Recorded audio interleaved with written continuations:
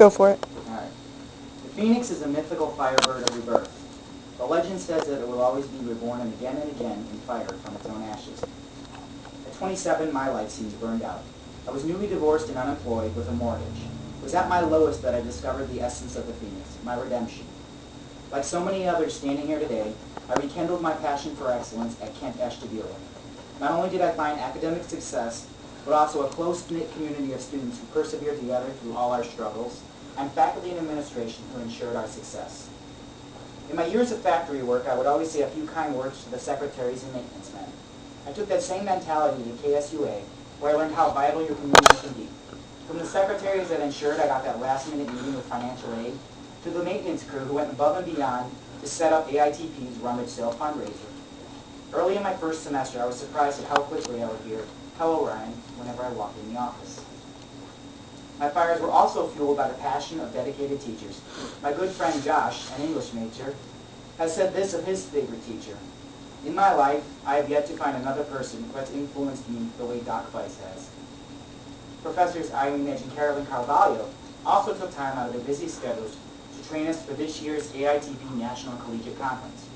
In the 90-degree heat of San Antonio, we certainly felt like we were burning. But we took that inner enthusiasm and returned with second and third places in visual studio programming and 4 IT certifications. It is the closeness of our students that is perhaps the greatest asset at KSUA. Everyone knows everyone else's story. We each understand the obstacles we needed to overcome to be here today. At a campus with as many non-traditional students as traditional, there is a built-in support network of diverse life experiences to draw upon. In my Kempo class, my friend TJ burns passionately with his love of the martial arts, but is quite a bit less passionate about trigonometry. So while he spent hours ensuring that I learned my katas properly, I turned his spirit back on him when I demanded he return to class and finish his final. I earned myself a yellow belt that day, and he earned a B. We all have had those moments where we felt that we were reduced to cinders. Those of us who have faced heartbreak and tragedy have extended our compassion to the others facing their own tragedies. Together, we have taught each other these lessons. Each ending is just another beginning. It is never too late to start again. And don't ask why, ask why not. Although I started out this journey at the lowest point in my life, I stand here today, like all my fellow classmates, triumphant, and not only my greatest moment, but on the cusp of even greater moments. The Phoenix is a legend of redemption, a metaphor for the burning passions that drive us all. This summer, I welcome new life into the world, the birth of my first son. The legacy I leave for him is the same we all leave behind for future generations. Although you may find yourself reduced to ashes, remember you, like the Phoenix, will rise again. Make the fire yours. Turn that tragedy into opportunity. Today, I see that fire burning within all of us. As you walk across this stage, the fires of your life will burn brightly.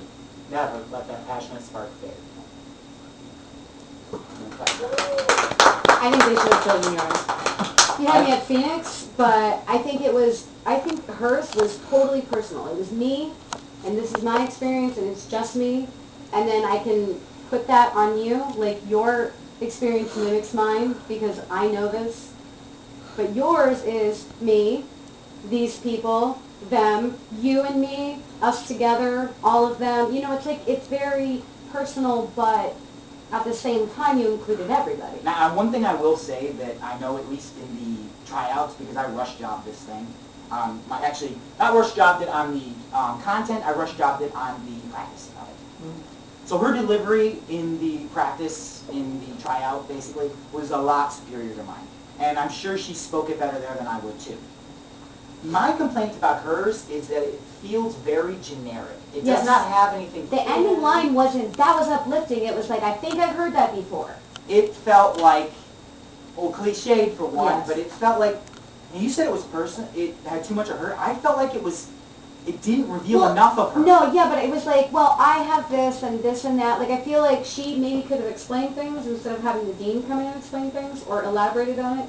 But it was all, there was a lot of me and my and I and I and I, and then yours was, I did this, but we did this, and you named people by name. You were very specific. And it wasn't like me, and then you can relate to this, of course, because we're going through a shared experience, but I don't know, you made it more personal about yourself and more personal about everybody else by naming people and saying specific things. I don't know why they would have. I definitely went with the phoenix because everyone knows that's a Yeah. gigantic metaphor for the portion I like. So everyone who knows me personally would go and say, that is a Ryan speech right there.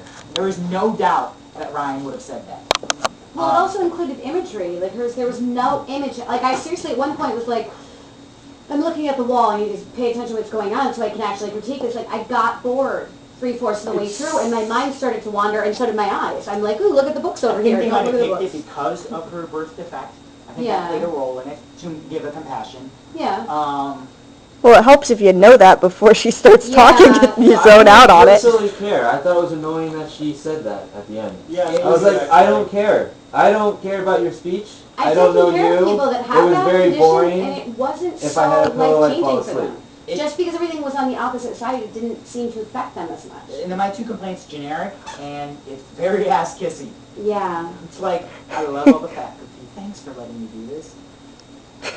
But what about the students? And Yes. our campus is very much... I didn't like how she compared adults to toddlers. Like, yes, we might want to throw tantrums sometimes, but did she really think that everybody that was in school was literally on the verge of a temper tantrum because they hadn't had a nap? Are you kidding me? She obviously doesn't have children. No. Because, I'll tell you, being up with a newborn in the middle of the night when a baby's screaming and you're like, are you kidding me right now? It's funny. It's real frustrating, but you're like, seriously? We're both just like, fuck this shit. You know?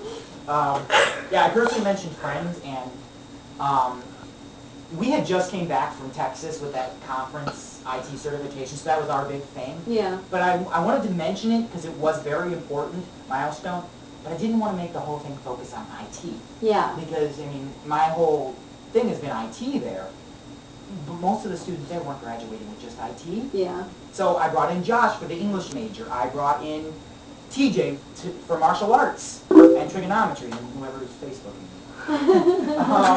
me. Josh has probably got one of the best quotes about how much he appreciates his teachers that I've ever fucking heard. That's why I brought it in there. So Well, I that's stole what your makes material. school That's okay. worth it, is the teachers. Yeah. If you have a shitty teacher, then you hate being there, and you're like, you know what, today I don't feel like going to school, and I'm not going to. When you have a really good teacher, they stand out, and they make you want to go to school. They make you want to do things. Yeah. And I went with the redemption metaphor because there are so many non-traditional students. This isn't their first opportunity Yeah. to rebuild their lives. Most of them are there because they are at their rock bottom, and this is their way to rebuild their lives, to not be the person who has to work in factories for the rest of their life. That was me. I was tired of getting screamed at doing a job that I know they could train a monkey to do. And I knew I could do better. And I know so many more of the people were there for the same goddamn reason. At least the people who were older. Now there's a lot of people that are younger. Josh is not exactly traditional, but he's still closer to the age than me. But even he is there because he doesn't want to be his father. He doesn't want to be his mother. He doesn't want to be another person from Ashtabula. And I mean, I hate to rag on Ashtabula, but there is a lot of poor, apathetic people I there. love to rag on Ashley. Yeah. I live here. I don't live in Ashtabula. I live in Austinburg, so maybe that sets me off in it. But I like where I live. But Ashtabula is a goddamn depressing place. Just a bit. I know so many people are in that school because they don't want to be in that depressing place. They want to be better. Even if they still live in Ashtabula, they still want to be better than that stereotype of Ashtabula. You don't live in a nice part of Asheville. There's a nice part. You want to move on the outskirts of Ashtabula. Just the to outskirts. Austinburg, Yeah. like The all of lakefront Jefferson, area, like Geneva even. somewhere in that Just want to area. get You out remember of the that city. chick who had a crush on you, and she turned out to be like 13? 12 or 13 or something? Which one? Kylie. Oh God. Remember we walked to her house at one time and her family invited us in for dinner? Yeah. What about? We it? got lost on the street and we didn't know where the fuck we were. Oh because yeah. The streets were so clean and there was no cigarette butts We in anywhere. suburban area. It was so There was a family in the backyard having a cookout with a trampoline pool and everybody's laughing, happy and smiling. You're like, so where's hard. the chocolates and gunshots? Really? some So weird what? Twilight Zone. And we were seriously freaking out because it was so unnatural. That We was didn't so know how. weird. We didn't know what the fuck to do with it. People were too fucking happy. It was creepy as fuck. Dude, I had a similar experience with but Kate. Erin's got this family. She watches their house, and it's not just the house that's so squeaky clean. It's the